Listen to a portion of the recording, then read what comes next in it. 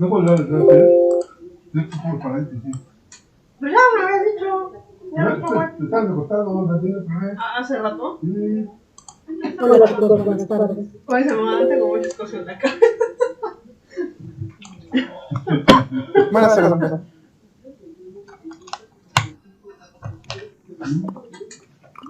Ok, entonces pues vamos a continuar con el tema que habíamos empezado a ver, que tiene que ver con la parte del clustering.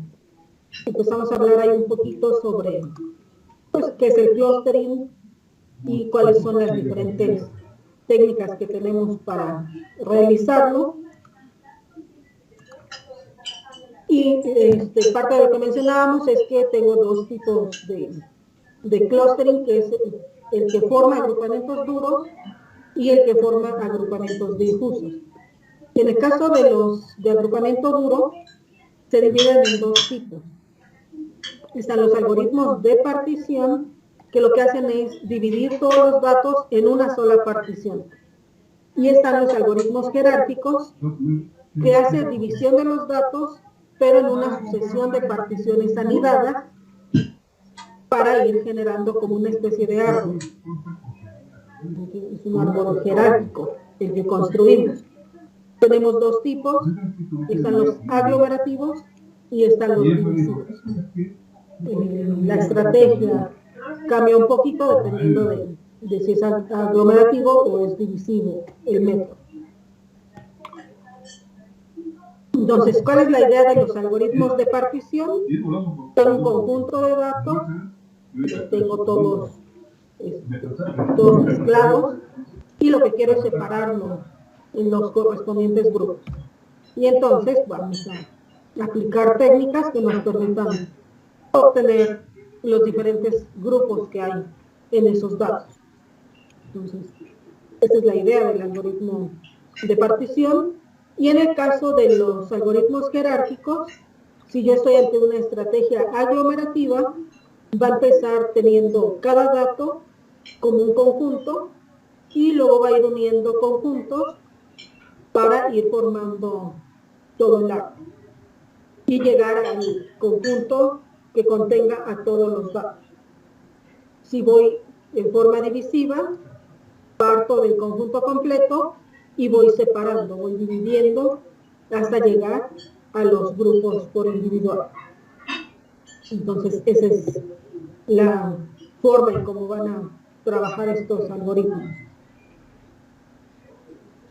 Hablando un poco más específico de lo que es el clustering jerárquico, en el caso de los aglomerativos, decíamos, va a iniciar con cada objeto en un agrupamiento y vamos a ir fusionando pares de agrupamientos, en este caso los agrupamientos más cercanos, con base en algún criterio de similaridad, hasta que todos los datos estén en un solo agrupamiento.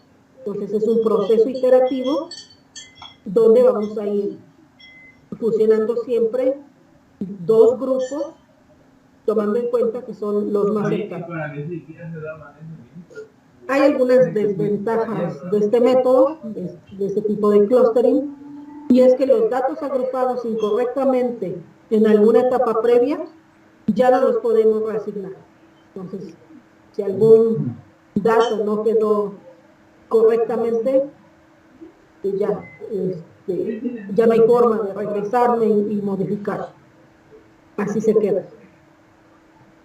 Otra desventaja es que diferentes medidas de similaridad para ir midiendo el parecido entre los agrupamientos nos puede llevar a resultados diferentes.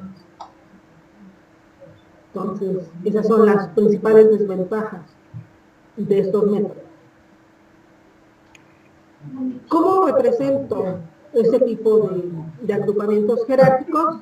Una forma es a través de un dibujo y la otra es a través de una lista de símbolos abstractos. ¿Cuándo represento a través de un dibujo? Pues cuando lo quiero para que el humano pueda interpretar.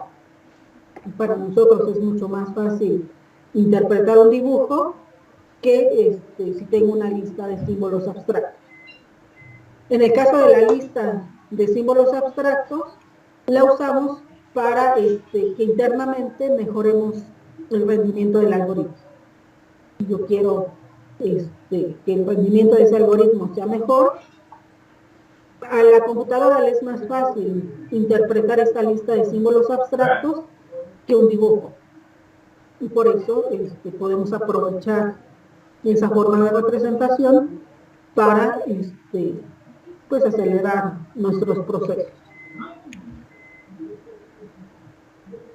Los agrupamientos jerárquicos generalmente los representamos a través de un diagrama de árbol. Se le llama n-árbol a un diagrama de árbol jerárquicamente anidado que puede usarse para representar a un agrupamiento jerárquico.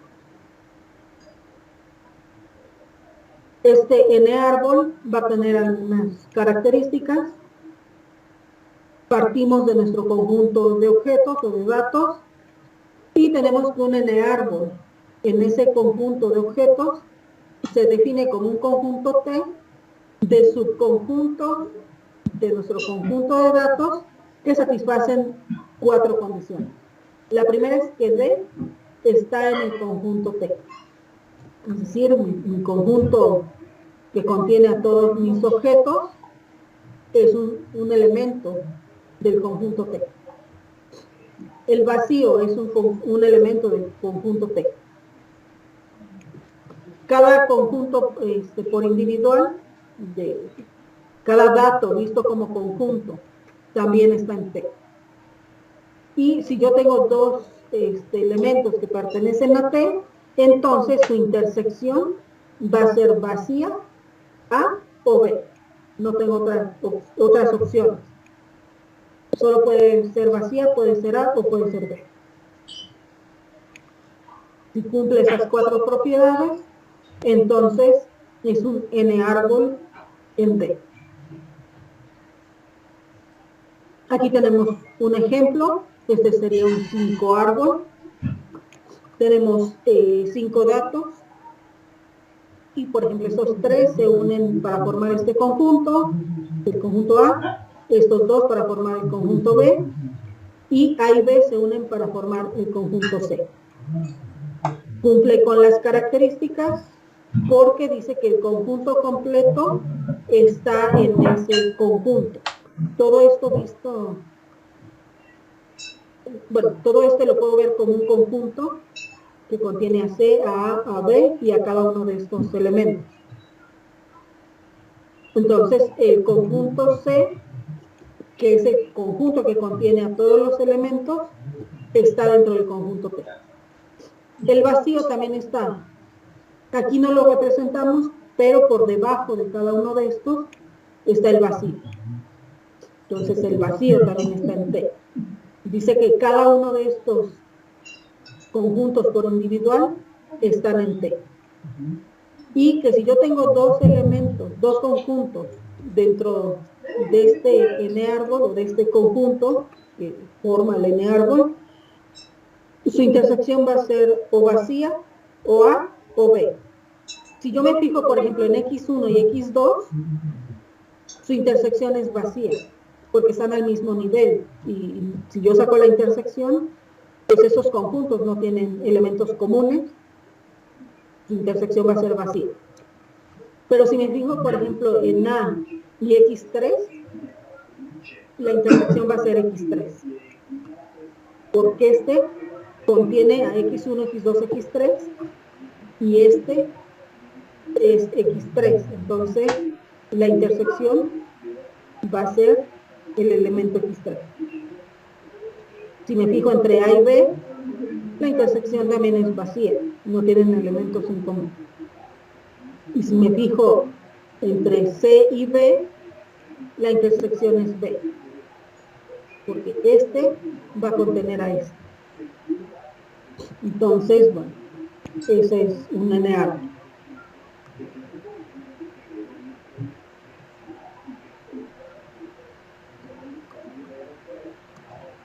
Tenemos también lo que se conoce como dendrograma, que es la representación que generalmente utilizamos para nuestros algoritmos, para nuestros agrupamientos jerárquicos. Se conoce también como árbol valuado, y es porque va a tener una forma de n-árbol pero cada nodo interno va a tener asociado un peso que satisface una condición.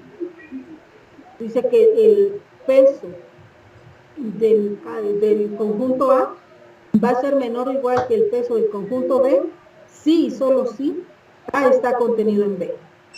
Y eso para todos los subconjuntos de datos A y B. Y cuya intersección sea distinta de vacía. Entonces vamos a tener que el peso de un subconjunto, que el peso que tenga un subconjunto siempre va a ser menor o igual que el peso del superconjunto que lo contiene. Eso es lo que nos dice esta propiedad. En este caso tenemos este dendrograma que corresponde a este n árbol.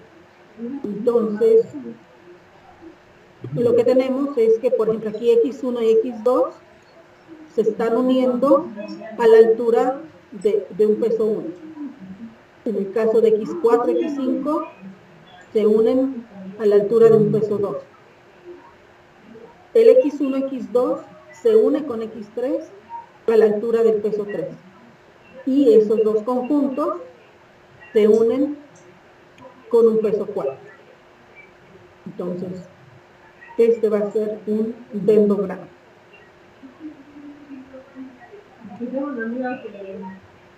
Tenemos que para cada par de datos xy y x sub j, tenemos el peso del nodo interno que me va a especificar que el agrupamiento más pequeño, ¿cuál es el agrupamiento más pequeño al que pertenecen estos dos datos, xy y xj? Entonces, por ejemplo, si yo me fijo en x1 y x2, este es el conjunto más pequeño al que pertenecen ambos. Pero si me fijo, por ejemplo, en x2 y x4, el conjunto más pequeño es hasta aquí arriba, ya cuando se unen todos los elementos. Si me fijo en x2, x3, este es el conjunto más pequeño. Entonces, este es el peso que estaríamos analizando, h sub i sub j.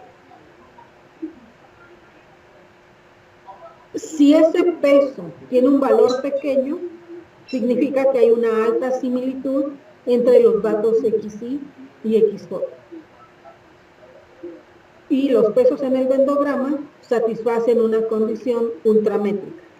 Me dice que el peso del conjunto más pequeño al que pertenecen xy y xj siempre va a ser menor o igual que el máximo de los pesos entre un conjunto I y un conjunto K, y el conjunto J y el conjunto K. Entonces, este peso siempre va a ser menor o igual al máximo de estos dos pesos. Son características que tienen los dendrogramas. Esa representación de dendrograma sería nuestro dibujo, la representación para que el usuario, el humano, pueda interpretarlo fácilmente.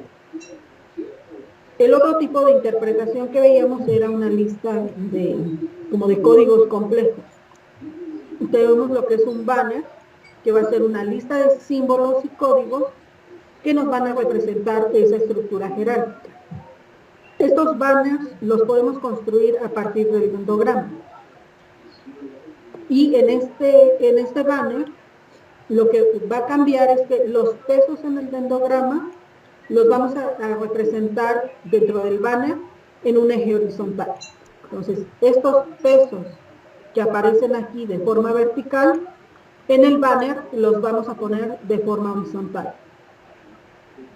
A cada dato en el banner se le va a asignar una línea y un código. Si existe un símbolo entre dos datos, significa que esos datos están en el mismo grupo a partir de ese valor de peso. Entonces, para este dendrograma, el banner que corresponde sería este.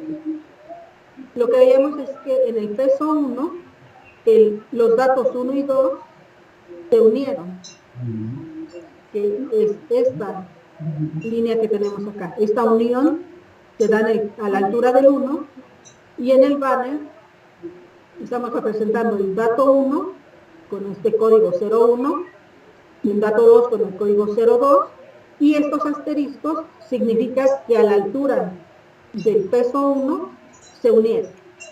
Después, a la altura del peso 2, se unieron el 4 y el 5.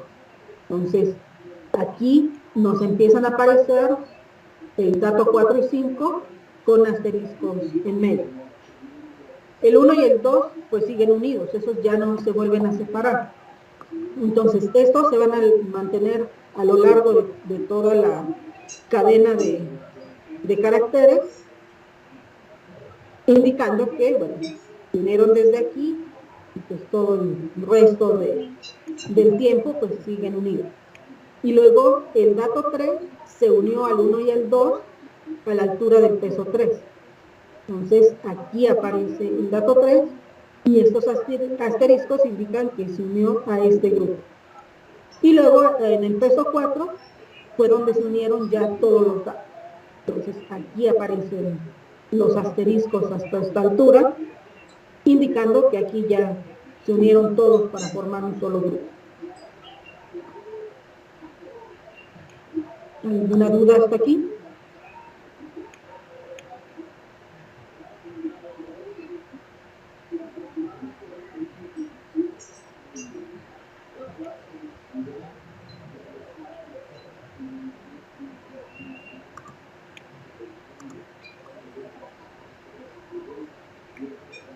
Tenemos otra forma de representar, que es a través de lo que se conoce como loop plot, que es representarlo con la notación de conjunto.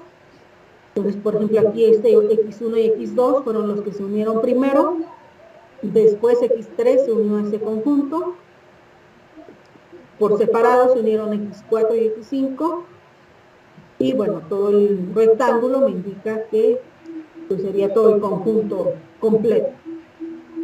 Esta representación se parece a lo que son los diagramas de Venn que veíamos o que vieron en la parte de matemáticas, ¿no? Cuando se habla de conjunto, una representación de la unión, de la intersección, etcétera, es utilizando diagramas de Venn. Entonces, en este caso, es parecida esta representación.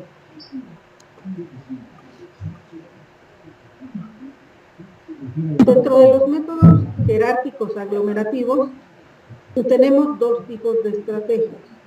Unos son los métodos basados en grafos y los otros son los métodos basados en la geometría. Dentro de los métodos basados en grafos, tenemos lo que es el single link, complete link, el average group y el average group weight.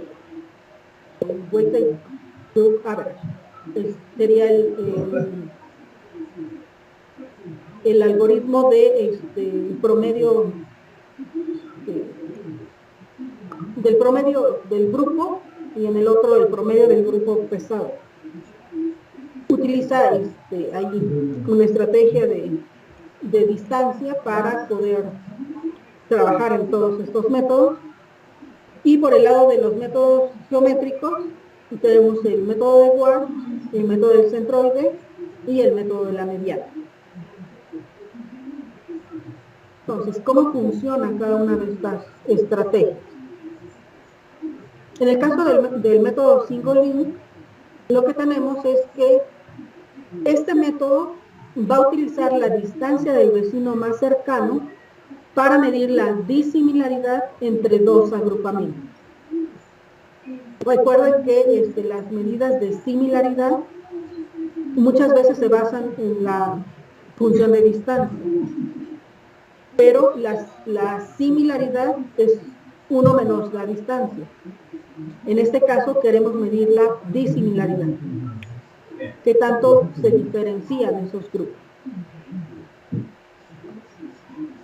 Entonces, si yo tengo 3 grupos de datos, el conjunto CI, el conjunto CJ y el conjunto CK, y quiero medir la distancia entre el conjunto CK y la unión del grupo CI y CJ, lo puedo hacer a través de esta forma.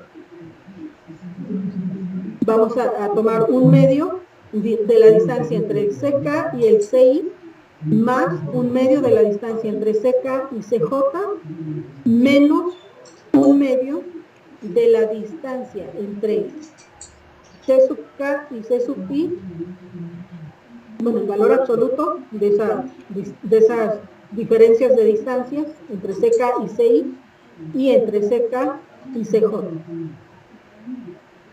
Entonces, puedo calcular a través de esta fórmula cuál va a ser la distancia entre un grupo y la unión de otros dos grupos. O lo puedo hacer usando el mínimo. Me fijo en la mínima distancia entre CK y CI o la distancia entre CK y CJ. Y la mínima es la que va a ser la distancia que tome aquí como la distancia entre esos dos grupos, que sería equivalente a medir la disimilaridad entre esos dos grupos. Aquí esta distancia, esta D, es la distancia entre los dos agrupamientos. Por lo tanto, si yo quiero medir la distancia entre dos grupos, el grupo C y el grupo C', eso equivale a tomar el mínimo de las distancias entre el dato X y el dato Y, donde el dato X está en el grupo C y el dato Y está en el grupo C'. Yo puedo comparar entre datos que estén en distintos grupos, las distancias y luego tomar la mínima de ellas, y eso sería equivalente a buscar esa distancia mínima entre los grupos. Aquí ambos grupos deben ser no vacíos, no traslapados, y la función de distancia que utilizo aquí para buscar esa distancia mínima es la que utilicé para medir o construir la matriz de disimilaridad. Generalmente utilizamos la distancia euclídea, pero puede ser cualquier otra medida de distancia. Entonces, vamos a ver un ejemplo para entender un poco mejor cómo funcionan o cómo se hacen esos cálculos de esas distancias. Tenemos 5 datos. El dato 1 tiene coordenadas 1,2, el dato 2, 1 con 2.5, el dato 3, 3 y 1, el dato 4, 4 y 0.5, y el dato 5, 4 y 2. ¿Qué son los que tenemos aquí representados en el plano? El primer paso que vamos a hacer es calcular las disimilaridades. Vamos a construir la matriz de disimilaridad y ese cálculo lo voy a hacer entre pares de datos. Entonces, voy a medir la disimilaridad entre X1 y X2. De X1 a X3, X1 a X4, X1 a X5. Y luego, de 2 a 3, de 2 a 4, de 2 a 5. De 3 a 4 y de 3 a 5. Y finalmente de 4 a 5. Recuerden que si estoy utilizando distancia euclídea o distancia de Mahalanobis o este tipo de distancias, esas distancias son simétricas. Entonces, va a ser lo mismo la distancia de X1 a X2 que la distancia de X2 a X1. Entonces, simplemente tengo que calcular en un sentido y el otro, pues simplemente, reflejarlo en la tabla. Aquí ya tenemos los valores de las disimilaridades. Esta es la matriz de disimilaridad. Se está utilizando la distancia euclídea para calcular esa disimilaridad. Entonces, ya que tengo mi matriz de disimilaridades, lo que se va a hacer es tomar la mínima distancia o la mínima disimilaridad. En este caso es 0.5. Es el valor mínimo que hay en la tabla. Obviamente no me fijo en los ceros porque es la distancia entre un dato y el mismo. Y lo que me interesa son entre datos diferentes. Entonces, Tomamos el punto 5 y eso significa que X1 y X2 se van a unir para formar un nuevo grupo.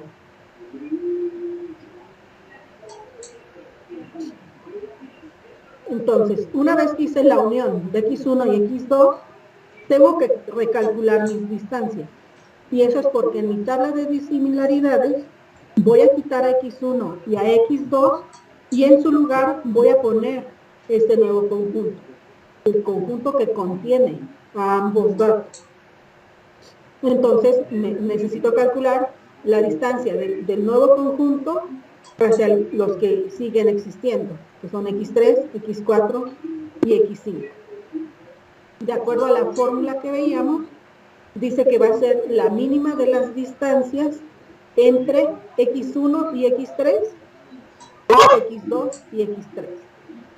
Entonces, voy a ir calculando estas distancias,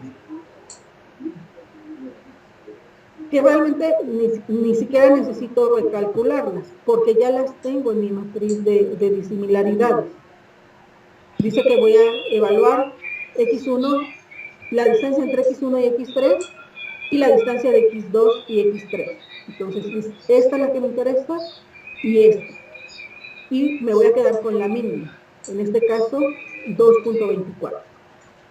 Ese es el valor que pongo aquí. Después hacemos lo mismo para X1, X2 contra X4. Bueno, puedo checar aquí en la tabla.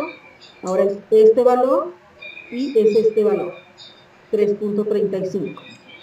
Y la otra distancia es entre X1 y X5 o X2, X5. Y el valor mínimo es 3. Entonces, tengo 2.24, 3.35 y 3. Esos son los resultados que obtengo de las nuevas distancias. Voy a hacer el reemplazo en la tabla de disimilaridades. Decíamos, quitamos X1 y X2 que estaban separados y ponemos al grupo que contiene a ambos en su lugar. Reemplazamos la columna y la fila correspondiente. Aquí estamos colocando los valores que obtuvimos aquí. Y esta es mi nueva tabla de disimilaridades. Repito el proceso. Tomo la mínima de las distancias, en este caso 1.12. Significa que voy a unir a X3 y a X4 y tengo que calcular las nuevas distancias. Ahora voy a calcular la distancia entre el conjunto X1 y X2 hacia X3, X4 y de X3, X4 hacia X5, porque este es el grupo nuevo que se formó. Este se construyó en el paso previo, pero pues ya habíamos calculado sus respectivas distancias. Entonces ahora es con respecto a este, que es el nuevo que se unió, hacia los que existían ya. En el caso de X3, X4 hacia X5, el cálculo es similar al que habíamos hecho previamente. Voy a verificar entre X3 y X5 y entre X4 y X5 cuál es la mínima distancia. En este caso es 1.41. Ahora bien, en el caso de estos conjuntos, que tienen dos elementos cada uno, tengo dos formas de hacerlo. Buscar la mínima de las distancias entre cada par de las combinaciones de pares de elementos aquí, que sería X1, X3, X1, X4, X2, X3 o X2, X4. Son todas las posibilidades que tengo ahí. Calcularlo de esta forma implicaría regresarme a mi tabla original y verificar acá los valores. Sin embargo, ya tengo calculado esta nueva. Entonces, puedo calcular de forma más directa. No tener que regresarme a la original, sino utilizar la nueva tabla. Buscando el mínimo de las distancias entre X1, X2 hacia X3 y de X1, X2 hacia X4. Y entonces, aquí es donde busco los valores mínimos. X1, X2 hacia X3 o X1, X2 hacia X4. En este caso es 224, el valor que tengo aquí. Decíamos, el otro era directo porque era de este conjunto x3, x4 hacia x5, pero eso implicaba de x3, de x3 hacia x5 o de x4 hacia x5. Y nos quedamos con el 1.41. Ya que tengo estas nuevas distancias, las vuelvo a reemplazar en la tabla. Ahora tengo una tabla más simplificada y repito el proceso. Tomo el mínimo valor, que es 1.41, significa que voy a unir a x3, x4 con x5. Es la nueva unión que voy a hacer.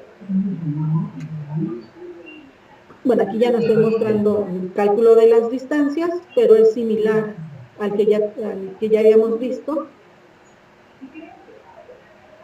Se obtiene esta nueva tabla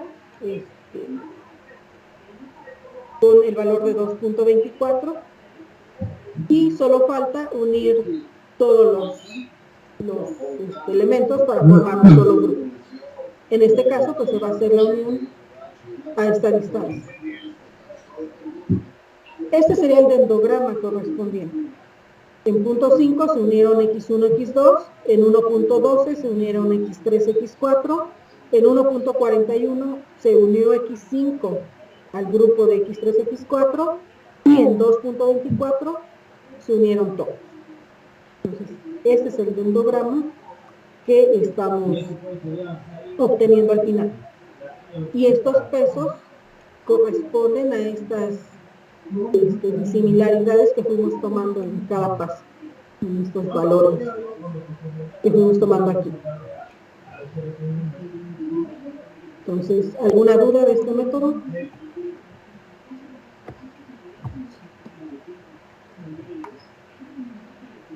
Creo que no, profe. Por el momento no, profe. Estos métodos son realmente simples, no tienen mucha complicación, simplemente debo ir haciendo esos cálculos de distancias y en el caso de single link, siempre me fijo en la mínima de las distancias. El otro método, el complete link, funciona similar, lo único que cambia es que la distancia entre grupos, ahora en lugar de tomar la mínima, me voy a fijar en la máxima. Ahora me voy a fijar en el vecino más lejano. En el single link me fijo en mi vecino más cercano. En el complete link, en el vecino más lejano. Y con base en ello calculamos la distancia. Entonces, si observamos la fórmula, esta parte es similar. Lo que cambia es cuando lo llevo a esta forma de buscar esa distancia, porque ahora me voy a fijar en la máxima de esas distancias en lugar de la mínima. Entonces, si yo busco la distancia entre dos grupos, pues me fijo en la máxima de las distancias entre pares de datos, donde el dato X está en el primer conjunto y el dato Y en el segundo conjunto. También necesito que mis agrupamientos sean no vacíos, no traslapados, y que la función de distancia que esté utilizando sea la misma que usé para la matriz de disimilaridad. En el ejemplo que usamos para single link, ya tenemos la matriz de disimilaridades, no necesito recalcularla porque ya está, ya la tenemos.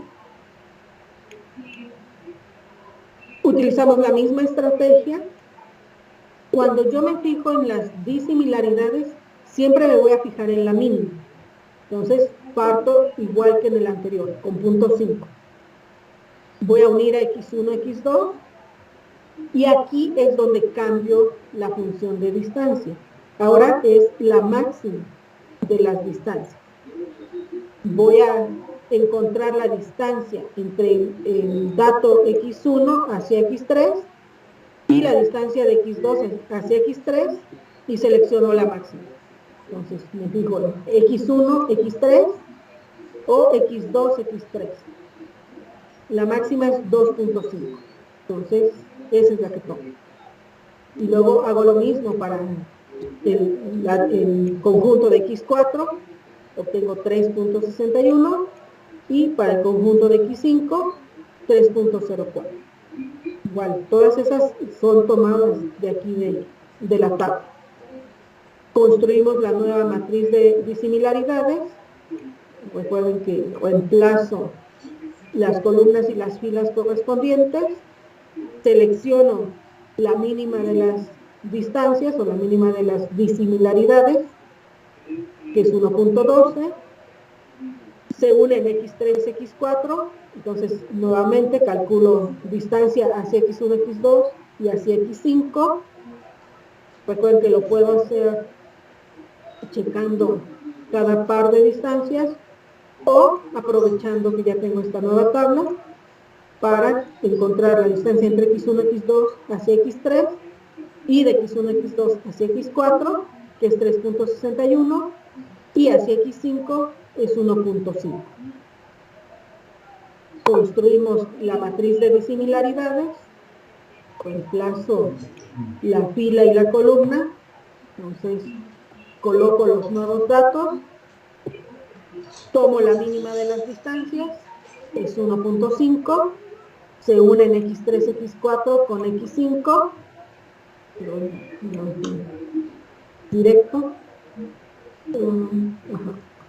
y entonces, bueno, puedo calcular todas las posibles distancias, porque ahora tengo 3 conjuntos aquí y 2 conjuntos aquí, entonces puedo verificar todas, o puedo verificar la distancia entre X1, X2 hacia X3, X4, que es el que tenía antes de hacer la unión, y de X1, X2 hacia X5, porque aquí lo tengo como un conjunto. Y el máximo es 3.61. Construyo mi tabla de disimilaridades y pues simplemente falta unir todos los datos. El dendrograma, si nos damos cuenta, aquí las uniones se hacen similares. Se unieron X1, X2 primero, X3, X4 después, luego se unió X5 a ese conjunto de X3, X4 y finalmente se unieron todos. Lo que cambia son los pesos. Aquí es 0.5, 1.12, 1.5 y 3.61. En el otro, los dos primeros son similares. Empezamos con 0.5 y 1.12, pero cambian estos dos, 1.41 y 2.24. Porque estoy ahora tomando la máxima de las distancias entre los grupos. Por eso es que se modifican esas alturas dentro del dendrograma, esos pesos. ¿Duda en complete link?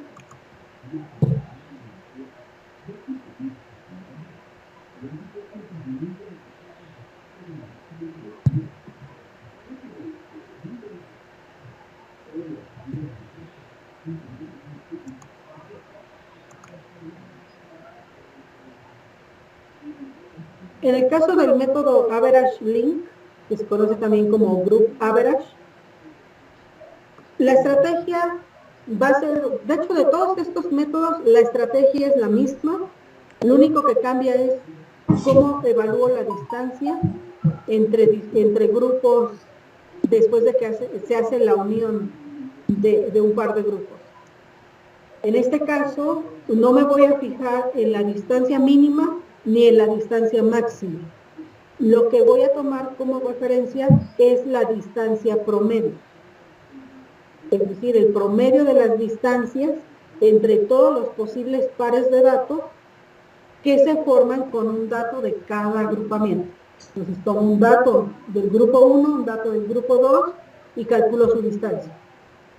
Luego tomo otro dato del grupo 1, otro dato del grupo 2, calculo su distancia. Y todas las posibles combinaciones que yo pueda generar, de todas esas distancias, obtengo el promedio. Y esa es la que voy a tomar como referencia para evaluar la distancia entre grupos. A través de las fórmulas lo que tendríamos es que la distancia entre el grupo CK hacia la unión de CI y CJ va a ser igual al número de elementos que tengo en el conjunto CI sobre la suma de los elementos que están en I y en J, porque me estoy fijando en la unión de estos conjuntos. Y lo voy a multiplicar por la distancia entre el grupo K y el grupo I. Más, ahora me fijo en el C sub J, tomo el número de elementos del conjunto C sub J y lo divido entre el total de los dos grupos para multiplicarlo por la distancia entre C sub K y C sub J. Y de esa forma voy a encontrar esa distancia promedio.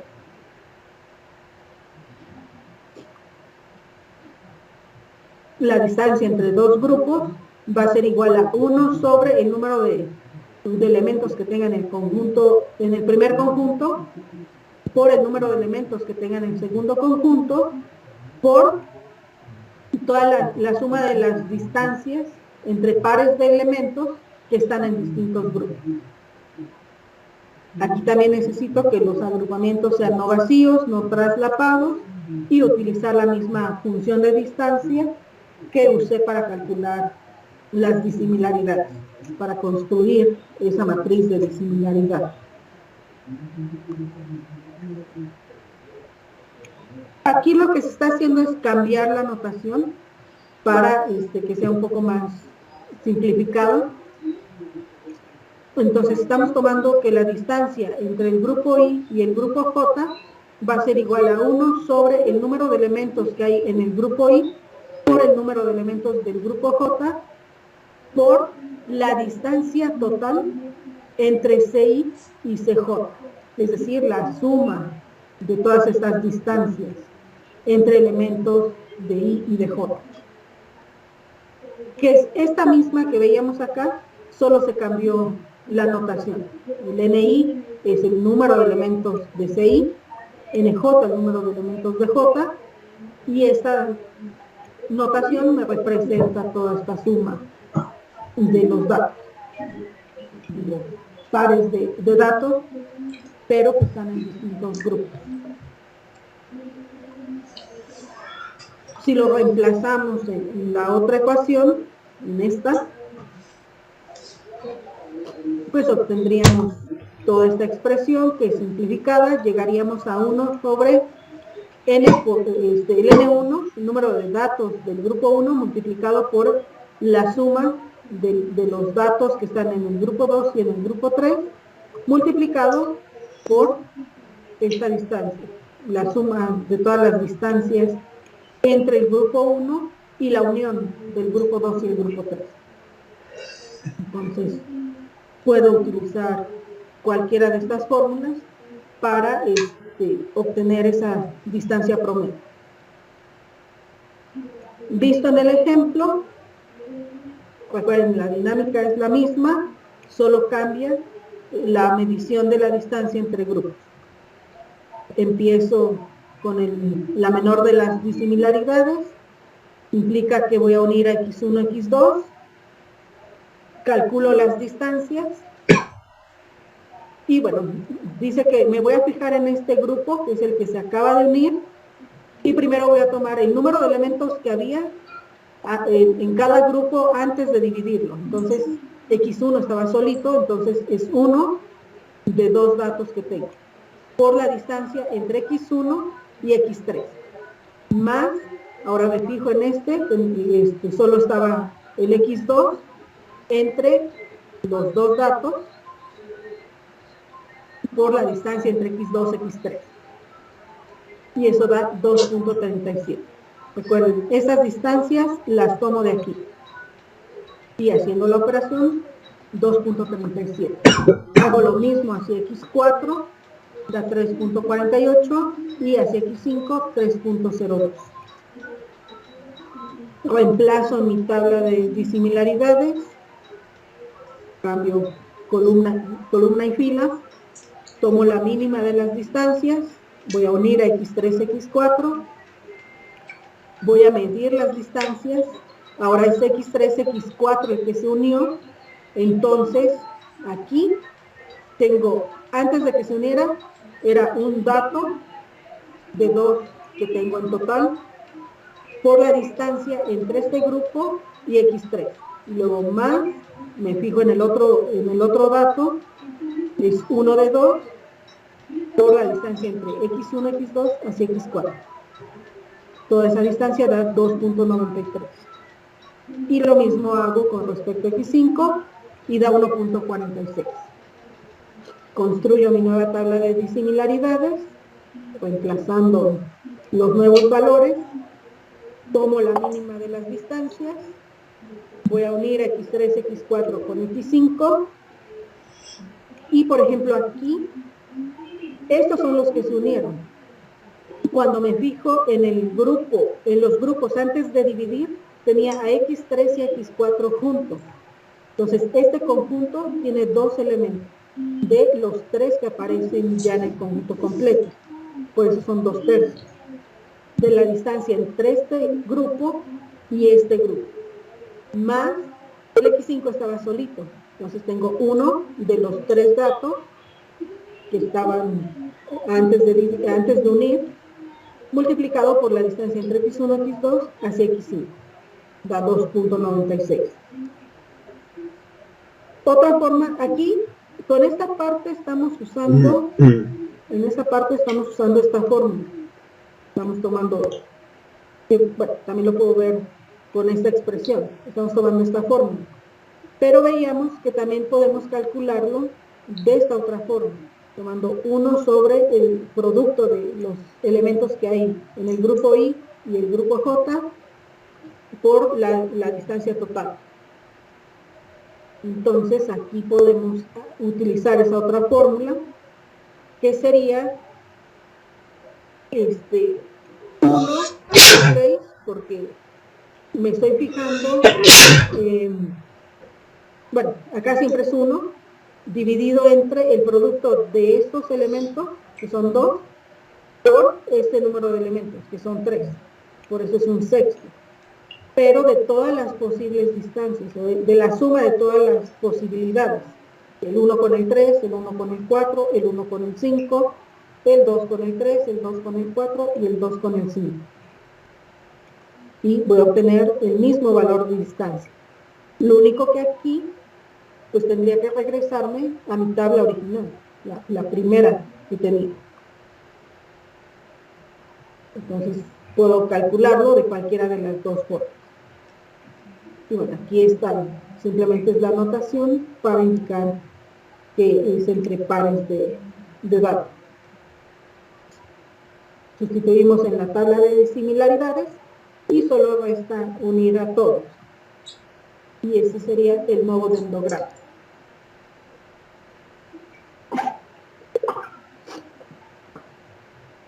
¿Duda en este método?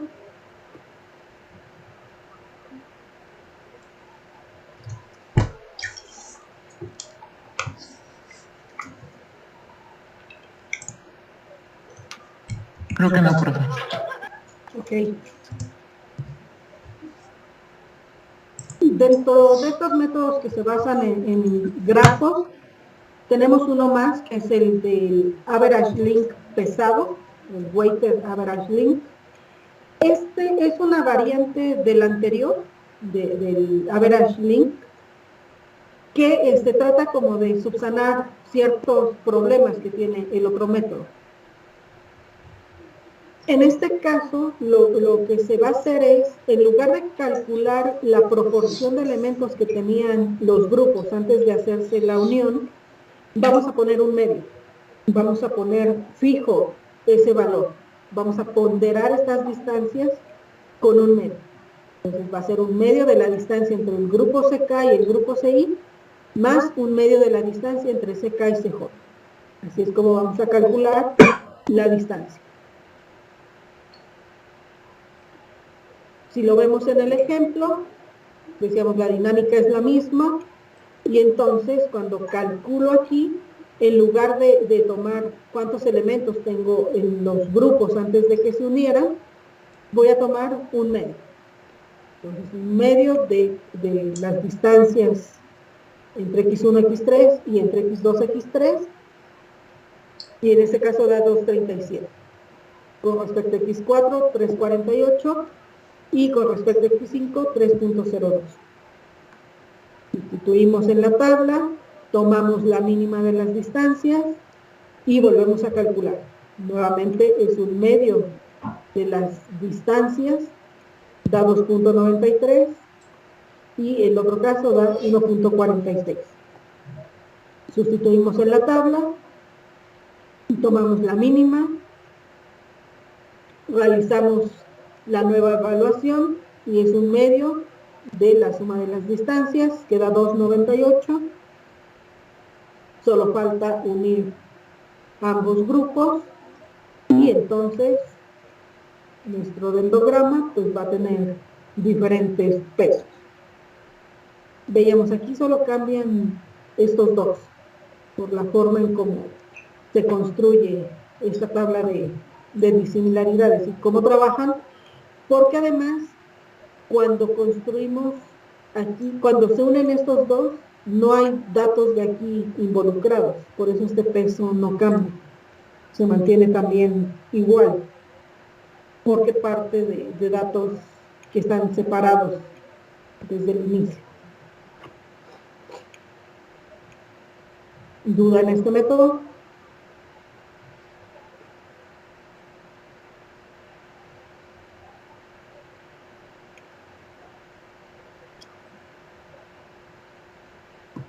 Entonces la diferencia simplemente es con respecto a qué pondero mis distancias.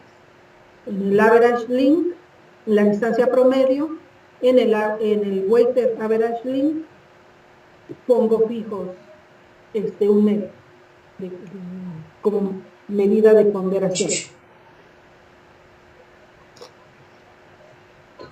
Estas 4 técnicas tienen que ver con lo que es basados en grafos. Veíamos que también hay unos basados en la geometría. Cuando yo me fijo en la geometría, uno de esos métodos es el del centroide. ¿Cómo funciona este método?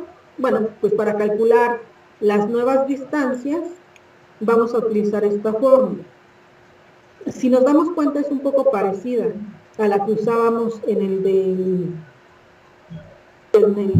average link, solo que aquí, aparte de fijarme en estas distancias, en estas ponderaciones, lo que vamos a hacer es además restarle este valor, que me dice que me voy a fijar en el número de elementos del conjunto I y lo voy a multiplicar por el número de elementos del conjunto J, lo voy a dividir entre el cuadrado de la suma de los elementos que hay en CI más los que hay en CJ, multiplicado por la distancia entre CI y CJ, y eso se lo voy a restar a esta cantidad. ¿Eso qué significa? Cuando yo me fijo en esta, lo que estoy midiendo es la distancia entre C sub K y C sub I, ponderando con el número de elementos que había aquí antes de unir estos grupos. Y luego la otra distancia, que es entre CK y CJ, ponderando con el número de elementos que había aquí sobre el total que hay ahora en el grupo. Y esta parte, lo que está restando es la distancia que hay entre estos grupos, los que están en la unión. Entonces, aparte de hacer esta suma, pues tengo que quitarle ese valor de la distancia que hay entre estos dos grupos. Necesito que mis grupos sean no traslapados, no vacíos. Y esta es otra forma esta es la forma en cómo vamos a medir la distancia entre dos grupos. Va a ser 1 sobre el número de elementos que hay en el grupo C por el número de elementos de C' por la distancia de total entre X y Y, donde X está en un grupo y Y está en el otro, menos Aquí estoy calculando la distancia de datos X y Y, pero donde ambos están en el grupo C. Y acá se está restando la distancia entre datos del grupo C'.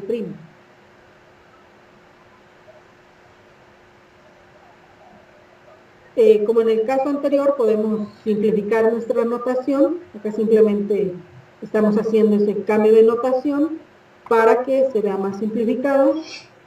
Y ahora, ¿quiénes son estos valores? Estas sigma de CI y CJ es la distancia total entre el grupo CI y el grupo CJ, que esta parte decíamos es similar a cuando nos fijábamos en el average length. Pero estas nuevas distancias, esta distancia entre elementos del mismo grupo, que son los elementos de CI o los elementos de CJ, se conoce como la distancia intragrupo, es decir, la distancia dentro de ese grupo. Entonces, aquí lo que estamos midiendo es cuál es la distancia entre los elementos del mismo grupo. En este caso, para el grupo CI, en este caso, para el grupo CJ. Entonces, lo que estamos haciendo es, a la distancia total entre grupos, le estamos restando la distancia dentro de cada grupo. Y entonces, bueno, reemplazándolo en la fórmula de la distancia entre un grupo y la unión de otros dos grupos, pues simplemente estamos colocando aquí la notación correspondiente. En el ejemplo, ¿cómo funciona? ¿Cómo hacemos estos cálculos? Iniciamos de la misma manera que en los otros métodos, tomo la mínima de las disimilaridades, en este caso 0.5, y voy a calcular la distancia entre x1, x2, hacia x3, hacia x4 y hacia x5. Dice que voy a tomar 1 entre el número de elementos que hay en el grupo. Recuerden que acá me estoy fijando en el de la unión, entonces es un medio ponderado por la distancia entre x1, x3 más la distancia entre x2, x3. Luego menos la distancia entre cada uno de los grupos. Pero aquí me fijo en el cuadrado. 2 por el cuadrado del número de elementos que hay en ese grupo. Entonces, aquí inicialmente, cuando yo me fijo en ellos por separado, pues hay un elemento. Pero como es 2 veces al cuadrado, y me estoy fijando en ambas distancias, por eso aquí es menos un cuarto de la distancia entre x1 y x2. Y da 2.245. Cuando me fijo con respecto a x4, 3.355. Y con respecto a x5, 2.895. Reemplazo en mi tabla, construyo mi nueva matriz, vuelvo a tomar la mínima y calculo las nuevas distancias. Ahora, este es el grupo que estoy tomando en cuenta. Entonces, tengo 2 elementos y aquí nuevamente tengo menos un cuarto. Da 2.52 y con respecto a x5, 1.175. Construyo la nueva matriz de disimilaridades, tomo la mínima de las distancias y calculo nuevamente. Ahora, en este caso tengo 2 elementos aquí y 3 elementos aquí. Antes de dividir, antes de unir, aquí tenía 2 elementos de los 3 que tengo actualmente. De hecho, ahora estoy usando esta forma. Para esa última parte estamos usando esta forma. Entonces, antes de unir, aquí tenía 2 elementos de los 3 que hay actualmente, multiplicado por la distancia entre este grupo y este grupo. Luego más, este estaba solito, entonces es 1 de 3, multiplicado por la distancia entre este y este grupo. Menos Ahora me fijo en la distancia dentro de esto. Dice que le voy a restar. ¿Cuántos elementos tengo en CI? Multiplicado por el número de elementos en CJ, dividido entre el cuadrado de esta suma.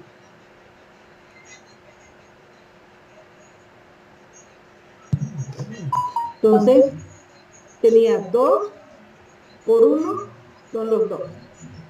Entre, ahora en total tengo 3, tengo 3 elevado al cuadrado, son los 9. Multiplicado por la distancia entre este grupo y este grupo. Aquí es entre estos dos de acá. Y da 2.384. Lo reemplazo en mi tabla de disimilaridades y simplemente falta unir. Y este sería el dendrograma correspondiente. ¿Duda en este método?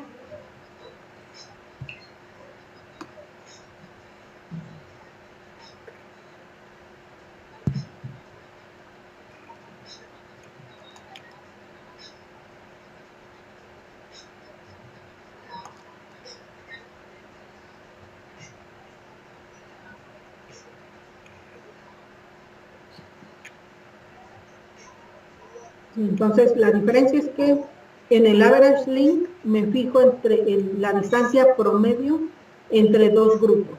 Acá lo que estoy haciendo es calcular el centroide del grupo. Y por eso, aparte de calcular esa distancia promedio entre los dos grupos, le tengo que restar la distancia dentro de ese grupo.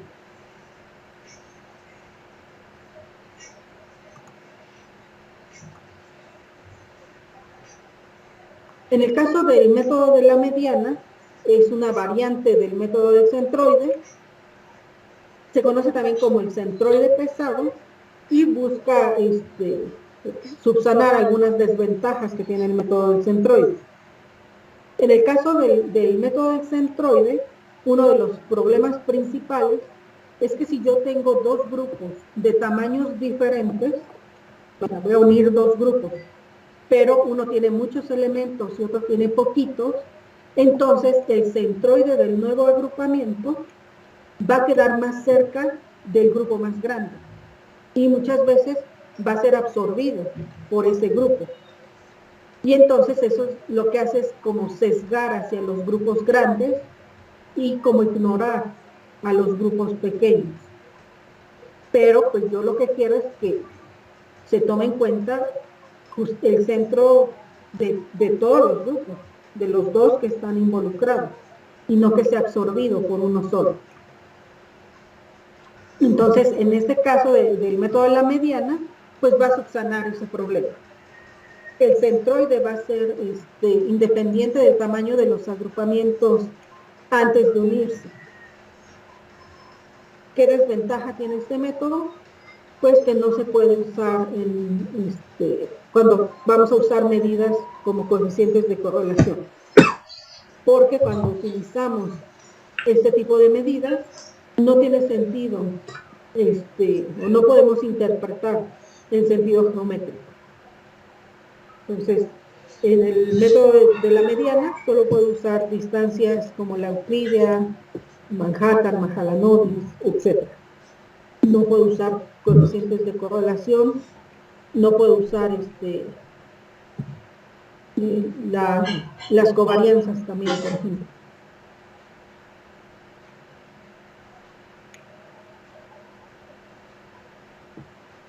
En este caso de la mediana, que decíamos se conoce también como el centroide pesado, es porque es similar como en el caso del weighted average link, donde ya fijamos los valores de ponderación de las distancias. Entonces aquí va a ser un medio de la distancia entre el conjunto CK y el conjunto CI, más un medio de la distancia entre CK y CJ, menos un cuarto de la distancia entre CI y CJ. En todos los casos vamos a evaluar de esta forma.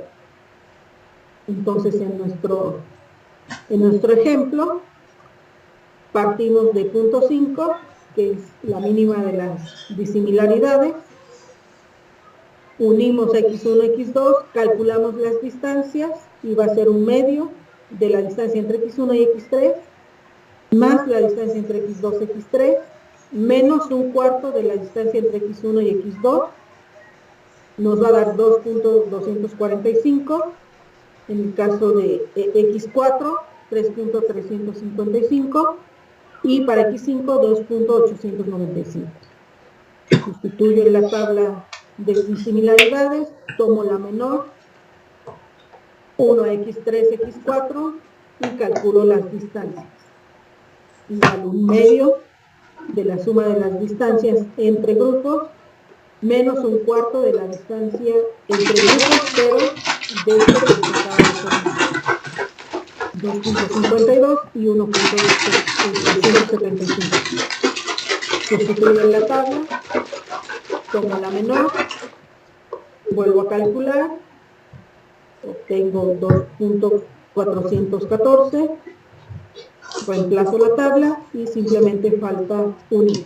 Bueno, aquí me falta agregar el dendrograma, pero va a ser uno similar a los que hemos visto, lo único que va a cambiar son las alturas en las que se unieron los datos. Entonces, ¿dudas en estos métodos?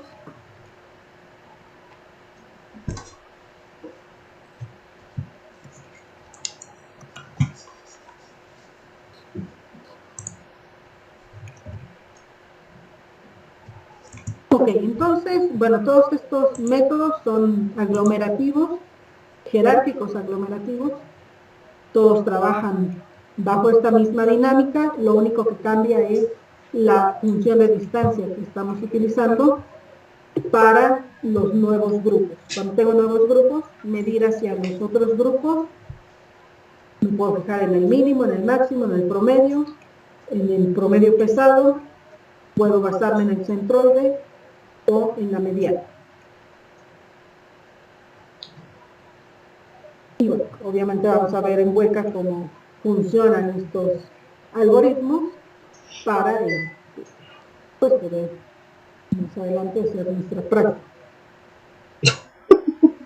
Entonces, dudas de los métodos jerárquicos.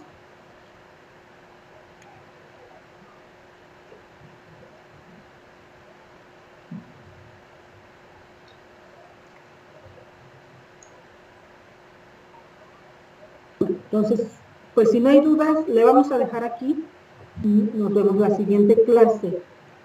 Y bueno, estaba checando el calendario y según el calendario, el viernes no tenemos actividades.